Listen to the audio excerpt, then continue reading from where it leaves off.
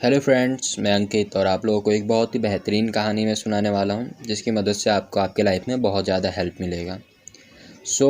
बताना चाहूँगा, मैं अपने जीवन में ऐसे कई लोगों से मिला हूं जो वर्तमान में जीते हैं। वो ना भूत की चिंता करते हैं और ना ही भविष्य की चिंता करते हैं। ऐसे लोग केवल वर्तमान में घटित हो रही क्रियाकलापों के आधार पर ही कर्म का निर्णय लेते हैं, जिसका वर्णन करते हुए वो न्याय करते हैं, यानी कि वो जस्टिफाई करते हैं और कहते हैं कि जो वक्त बीत चुका है और जो वक्त हमने देखा ही नहीं उसके बारे में क्या सोचना। यदि आपको प्रसन्न रहना है तो केवल वर्तमान के बारे में सोचिए, प्रेजेंट के बारे में सोचिए।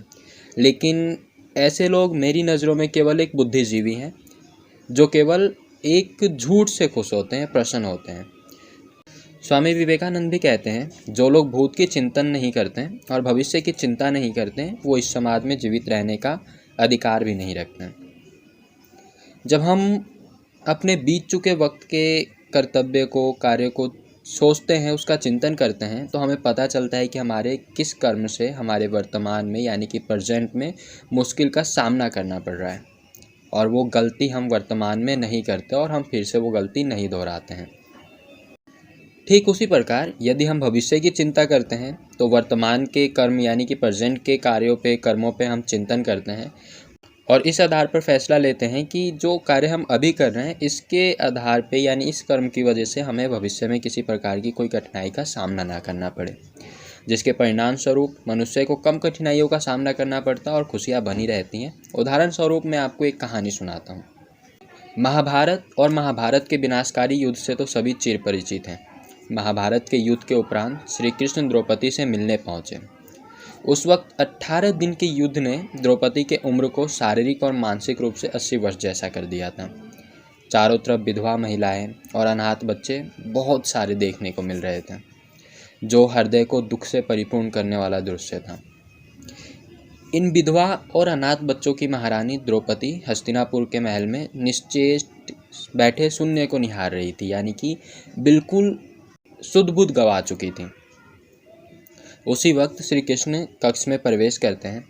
श्री कृष्ण को देखकर द्रौपदी उनसे लिपट जाती है और रोने लगती है। भगवान श्री कृष्ण उसके सिर को सहलाते हैं और रोने देते हैं। थोड़ी देर बाद श्री कृष्ण द्रौपदी को समीप के पलंग पर बैठा देते हैं, जिसके उपरांत द्रौपदी कृष्ण से कहती है, ये क्या हो गया सखा, मैंने तो ऐसा नहीं सोचा था। श्री कृष्ण जवाब देते हैं, नियति बहुत क्रूर होती है पांचाली, ये हमारे कर्मों को परिणाम में बदल देती है। तुम्हारा प्रतिशोध पूर्ण हुआ, दुशासन और दुर्योधन के साथ साथ सारे कौरव भी समाप्त हो गए, तुम्हें तो प्रश्न होना चाहिए। द्रौपदी कृष्ण के बात को सुनकर विचलित हो जाती है और कहती है, सखा, तुम मेरे घाव को सहलाने आए हो या नमक छिड़कने के लिए? श्री कृष्ण जवाब देते हैं, नहीं द्रौपदी, मैं तो तुम्हें वास्तविकता से अवगत कराने आया हूँ।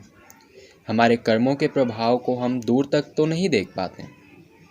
जब वे हमारे सक्षम होते हैं तो हमारे हाथ में कुछ नहीं बचता। द्रौपदी कहती है, तो क्या इस युद्ध के लिए पूर्ण रूप से मैं ही उत्तरदायी हूँ सखा? कृष्ण कहते हैं, नहीं द्रौपदी, तुम खुद को इतना महत्वपूर्ण मत समझो, लेकिन तुम स्वयं के कर्मों में थोड़ी दूरदर्शिता रखती तो स्वयं इतना कष्ट ना भोगती। द्रौपदी कहती है, तो मैं क्या कर सकती थी कृष्ण?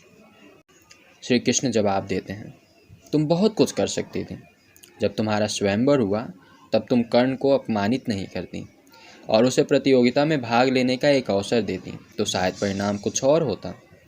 इसके बाद जब कुंती ने तुम्हें 5 पतियों की पत्नी बनने का आदेश दिया, उस वक्त तुमने उसे स्वीकार नहीं किया होता तो शायद परिणाम कुछ और होता। उसके बाद तुमने अपने महल में दुर्योधन को अपमानित किया कि अंधे के पुत्र अंधे होते हैं, वो नहीं करती तो तुम्हारा चीरहरण नहीं होता, तब भी शायद स्थिति कुछ और होता। हमारे शब्द भी हमारे कर्म होते हैं द्रौपदी, इसीलिए हमें बोलने से पहले हमारे हर शब्द को तौलना जरूरी होता है, अन्यथा उसके दुष्परिणाम सिर्फ स्वयं को ही नहीं अपितु हमारे पूरे परिवेश को दुखी कर देता है। संसार में केवल मनुष्य ही ऐसा प्राणी है जिसका जहर दांतों में नहीं शब्दों में होता है, और शब्द भी मनुष्य का कर्म ही है।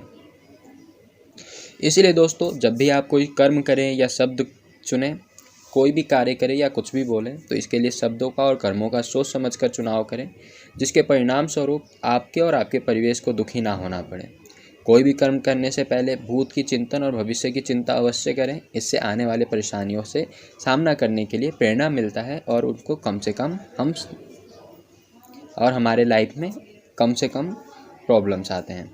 तो दोस्तों, अगर ये वीडियो आपको अच्छी लगी हो, प्रेरणादायक लगी हो, तो ज़रूर किसी के साथ शेयर करें जो इससे कुछ सीख सकता है। मिलते हैं फिर एक ऐसी ही वीडियो के साथ। और आज से इस चैनल पे कुछ मोटिवेशनल वीडियोज़ ही आएंगी, ना कि पोइट्री आ जाएंगी। पोइट्री कभी कभार आ सकती हैं, स्टोरी भी कभी कभार आ सकती है, क्योंकि वो मेरा पैशन है। Bye bye, keep supporting.